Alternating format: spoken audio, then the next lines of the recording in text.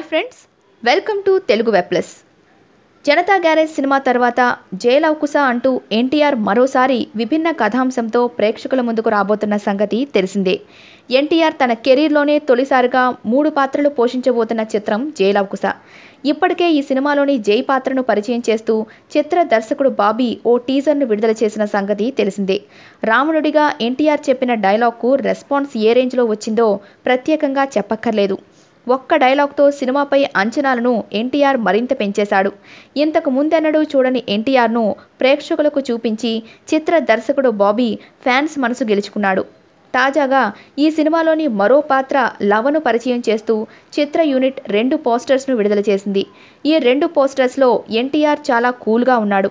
జై పాత్రలోని నెగటివ్ షేడ్ను కళ్లకు కట్టినట్టు చూపించిన బాబీ లవకుమార్ పాత్రను మాత్రం అందంగా చూపించే ప్రయత్నం చేశాడు.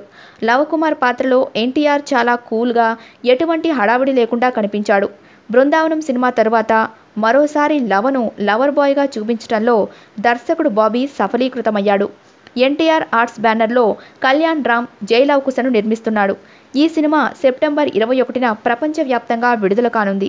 ఇదిలా ఉంటే మరో నందమూరి హీరో బాలకృష్ణ సినిమా పైసా వసూలు కూడా సెప్టెంబర్ 1న విడుదల కానుండడం విశేషం.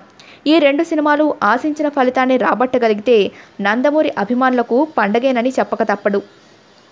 మా వీడియో మీకు నచ్చినట్లయితే లైక్, కామెంట్, షేర్ మరియు మా ఛానల్ను సబ్స్క్రైబ్ చేయండి. Bye friends, see you again.